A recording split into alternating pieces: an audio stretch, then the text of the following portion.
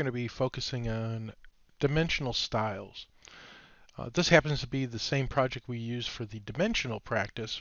We popped up a dimensional precision change that we made on these dimensions that we placed on this object here. But I wanted to talk more in depth about the actual dimensional styles. And so there are two ways to get to the dimensional style area. Number one, under the home screen, under Annotation, there is the ability to get to dimensional styles. And the whole idea behind a dimensional style is to set up custom ways for your dimensions to be created over and over and over again. That way you can set this up once or set up a variety of different settings so that way you can utilize those to speed up your dimensioning processes. And that's primarily used in the industrial environment or in the mechanical design and in the architectural environment significantly. The idea for our use is to show you all the different features that you can use within the dimensional style to customize your dimension, and that's the key here. We can customize the dimension to look any way that we would like. So the one way is that drop down from the home screen. The second way is actually under the Annotate button, and there is a dimensional style setting. And right now we're under standard dimensional styles. And it says manage dimensional styles. And we'll talk about the difference between annotative and standard in our second drawing, which is going to be an architectural drawing in the second half of this video. So we're going to manage the dimensional style. And what pops up is a Dimensional Style Manager dialog. And this dialog gives you a preview of what your dimensional style looks like. It tells us that we currently have a standard dimensional style set, and that standard dimensional style is the same one that we set up in the previous video. Now we modified that dimensional style, but we also have the option to create a brand new dimensional style which is based on our current style itself, or we can override the style. The override is kind of like a temporary dimensional style setting. I suggest and recommend that you use the modify tool, and if you have to, rename it or create a new copy of the dimensional style if you need to. You can even use the compare so you can see what the changes between two existing dimensional styles. So if you inherit a drawing from another colleague and you're not sure what they did with the dimensional styles, you can compare two dimensional styles so that way you can see what exactly were style properties were changed. So we're going to go ahead and choose the modify. And so when we choose modify, we've got a series of different tabs across the top. Notice that the primary units tab is the one that popped up immediately because that's where we left it. And that's one of the nice features now, is that it returns back to where you did your final change. Under the first tab is the lines. And so we're going to spend a few minutes talking about many of the different options associated with these. We may change a few and update a few as we go along. Many of these you don't necessarily need to change or modify unless, of course, your company or your drawing environment has a specific requirement for that to occur.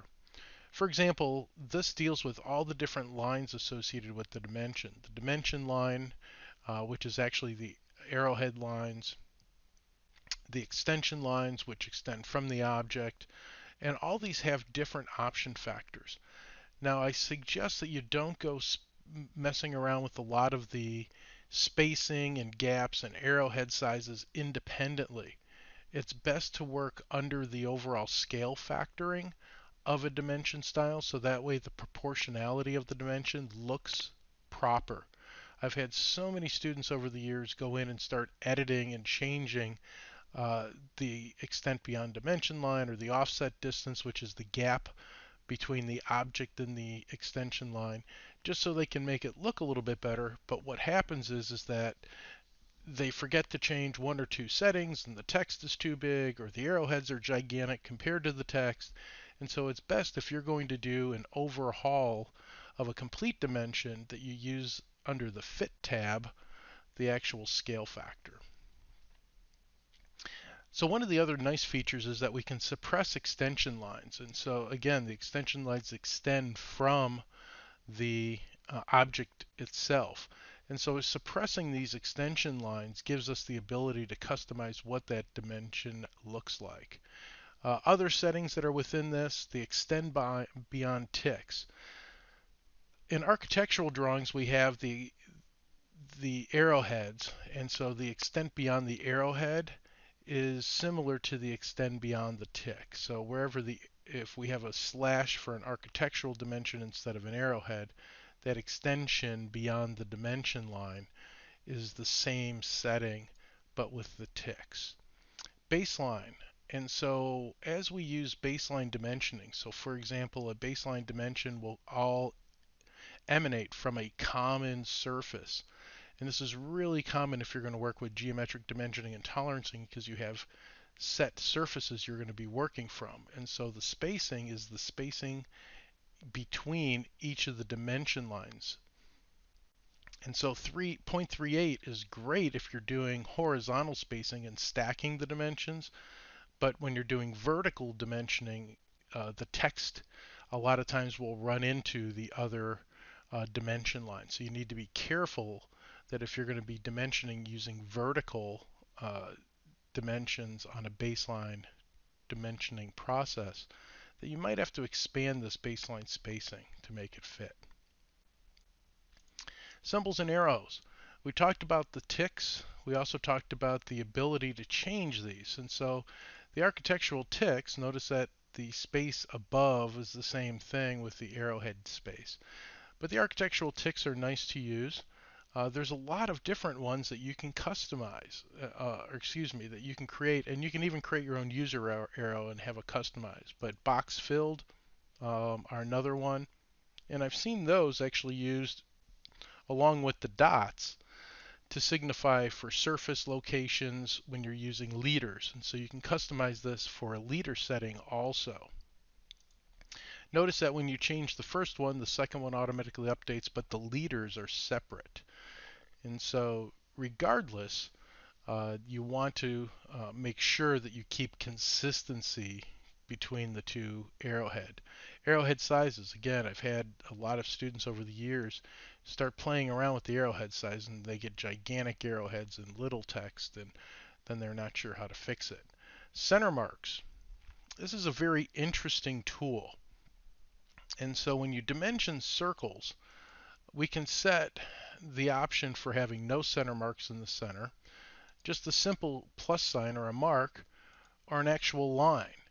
Okay, I'm more in preference with the line process. However, you can also just draw a center line to connect to that extension line. So there are some abilities to customize this, but the center line option is one that doesn't come up automatically. The mark is the default, but to dress up your drawing in many ways, you can use that center line option. Arc length symbols. Again, with arcs and arc lengths, we haven't done any arc length dimensions, but basically it's going to precede the dimension text like the R is for the radius value. You'll have an arc length symbol to show up there. Dimensional breaks, if we have a break in a dimension, what is the gap spacing? And right now it's 1/8 of an inch. Linear jog height. The linear jog height is used when you're doing the break symbol, and you've got the long break, which is that symbol. I could draw one, but it basically is an angle coming down to another angle, creating a long break line. So the jog height factor focuses on what the overall text height would be also. Text information. Under text information, we use the text values that are standard. Now we can set up text styles which are separate from dimension styles and create Arial dimensioning text fonts and Times Roman fonts and Gothic and so forth. Don't get too creative with these. It's hard to see these when you're actually working on a drawing. The city blueprint, country blueprint are about as far as you may want to go with hand looking dimensioning. but standard block dimensioning in mechanical drawings is required. And so you want to use Tahoma, Arial, Times Roman, something very standard um, as a basis of your text font environment. Text colors and fill colors of the text are also customizable. But again, I would do this under the text style, which you can actually jump to the text style by using the three dots. And if you click on it, you have the text style dialog box. And the big thing with the text style is that we're able to create custom text. Right now I'm using Arial as my base standard font. I can make the text upside down or backwards. So if you're doing screen printing and you need backwards text, that's an option that you can utilize. You can draw a frame around the text that makes it a basic dimension, and so the basic dimensions are typically excluded from calculations. They're used just as a reference dimension. Text placement is going to be centered on both horizontal and vertical, left to right instead of right to left. And again, these are all customizable because this is a worldwide software package. Text alignment. This is one of the things that you're going to notice. I can align my text and have this visible from the bottom and from the right hand side of my drawing, or I can go in ISO standard, which is a metric oriented standard, which basically aligns the text based on the directional angle. Uh, Primarily here in the United States, we use a horizontal based text message or horizontal text placement, which is all text is read from the bottom of the drawing print. So as the print lays in front of you, you're able to read all the dimensions without having to turn it. The Fit tab is probably the most important tab outside of the primary units and tolerances. This is how your dimensional text and dimensional layouts are going to be controlled is under this Fit tab. A couple of interesting settings that you may want to consider for customization. Right now, it's going to fit either the text or the arrowheads if it has room in between the extension line. First is text, second is arrowheads. We can force it and say we want the text and arrowheads to be placed outside if there isn't enough room. So that way it's consistent.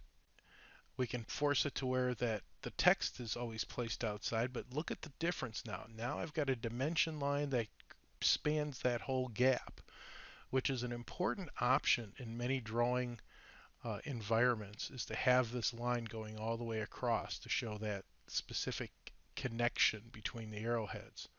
I can also force the dimensions outside and the text goes in between. You can see what happens with my radius dimension. So a lot of times you'll see the radius dimension, and if you go to the text option, you'll notice that the radius dimension here has the arrowhead going out to that arc, which again, one of the options that a lot of companies like to have is having this leader on that radius all the way out to the arc itself. So that's how you can generate that, is by choosing that text option. The default is either, and you're going to get the leader style radius associated with that. Text placement. Right now it's beside the dimension. We can place it over the dimension with a leader when it's not in the default position, which means that if I move this, it'll automatically put a leader line in between. Annotative, and we'll talk about annotative, as I said, in the second half when we get into the architectural dimensioning, because annotative is a unique environment that AutoCAD has for its dimensioning capability. But here's what I was talking about with the scaling factor. I can control the scale of all the components associated with the dimension. So right now my scale is full size. So the drawing is, set up as a one-to-one drawing. The overall scale is 1-to-1. I can see the dimensions, everything works well, the text height and everything is appropriate. If I type in 2.0 and I double the size of the scale, watch what will happen. I'm going to choose OK, and I'm actually going to exit out of the dimensioning styles command. And you can see what happened with all my dimensions. My arrowheads doubled, the gaps doubled, the text doubled, um, the extension line distances doubled. So I basically doubled the scale of each of these dimensional components. And that's important to know, that that is what occurs when you choose that dimensional scale. So a lot of times you might end up with a dimensional scale which is slightly smaller in mechanical drawings and significantly larger in architectural drawings, unless you use annotation. Annotation adjusts the scale factor automatically to the settings that you place on that dimension. And so it's one of those semi-automatic dimensioning environments. I'm going to go ahead and set this back to 1.0. I can also tell it to that I want to place all the text manually, and I always want to draw a dimension line between the two extension lines. So no matter what, I will have a line that's drawn between the two. Those are fine tuning or customization. Primary units, we've talked a little bit about this in the previous video, but ultimately I can change the type of dimensions that can show up. These are the same as in the units command, so you can customize that. Again, engineering units are feet and decimal inches. Uh, Architectural are feet and fractional inches. And decimal, which is what's being shown currently, are decimal inches. And so, again, knowing how that is going to be displayed is important. The different decimal separator in ISO dimensions, the decimal separator is a comma, not a period. So that allows you to customize that. Scale factor. Notice that there's a scale factor here, and this is different than the scale factor than under fit. Fit scales all the dimensions up physically. Watch what happens when I type in 2.0 for the scale factor for measurement scale. So we're going to watch this 4.10 dimension. 4.10 turned into 8.20. It literally doubled the value. So when we're dealing with the scale factor under the measurement, it's doubling the value of the dimension. Now you're thinking, well, why would I need that?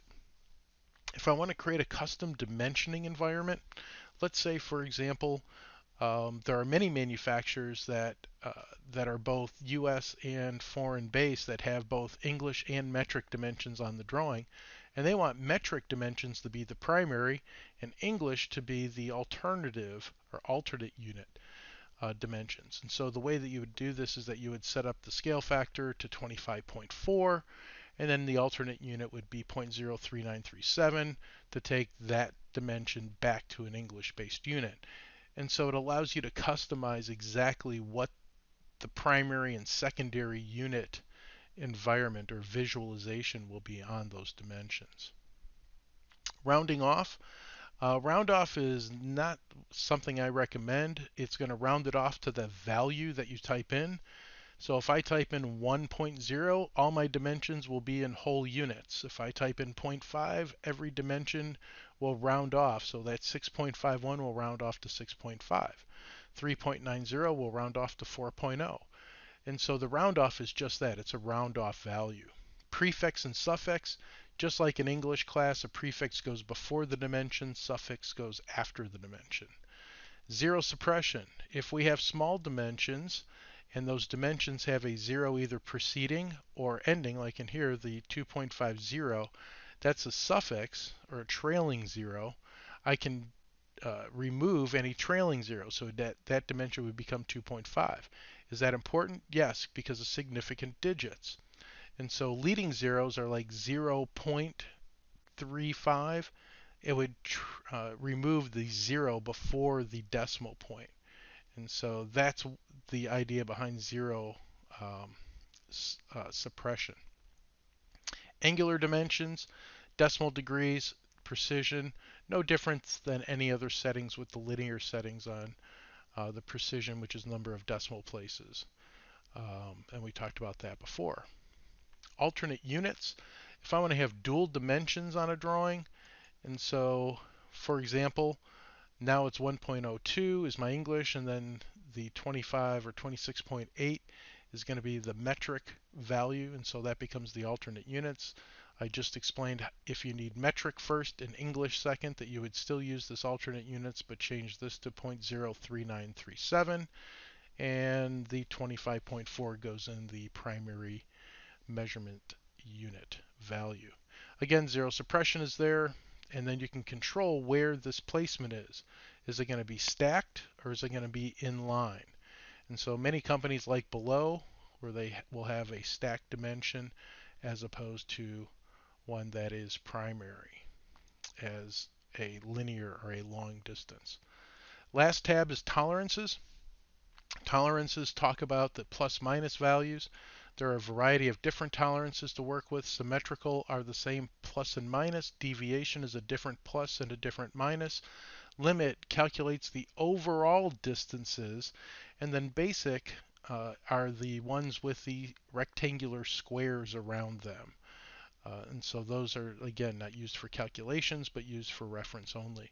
So if we do a deviation tolerance, and my upper value is 0.05, and my lower value is 0.01, the scaling is going to be the same. Notice that the plus minus shows up for both. And then I can do leading zero suppression if I'd like to. I'll show you what that looks like. Notice that the 0 is removed before the decimal point. Again, just saving space.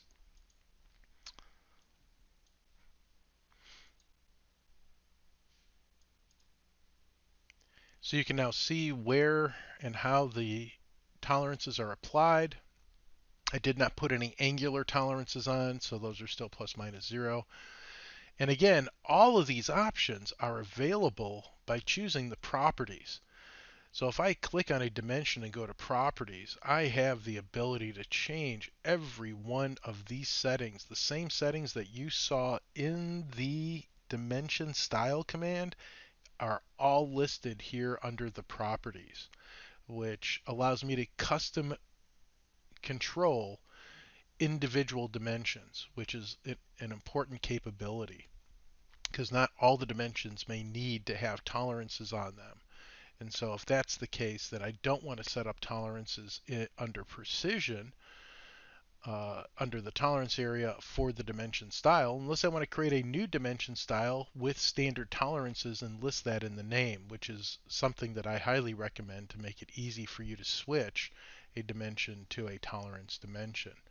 If not, if you don't do tolerances that often, then just right mouse click and set up the tolerances just for that dimension. I'm going to go ahead and turn off the tolerances and choose OK. And so that's the first part of our video relating to more mechanical. The second part is going to be talking about the annotative dimensions. And so I've actually got an architectural drawing here. And this architectural drawing, as we zoom up, it does have dimensions. Okay. The deal is that you can't see them when the architectural environment is displayed fully. And that's where annotative dimensions can come into play to help you both in the drawing and in the layout printing component. So I'm going to go back to the setup for Manage Dimension Styles. And so before I do that, I'm going to go ahead and set up a couple of dimensions here as annotative dimensions. And so right now I just dimension these in a standard environment. And so I'm going to go ahead and grab this dimension, and this dimension, and right mouse click, and we're going to go ahead and choose Properties. And under the properties, you'll notice that under miscellaneous it says annotative no. I'm going to go ahead and turn on annotative dimensions. Right now the annotative scale is full size.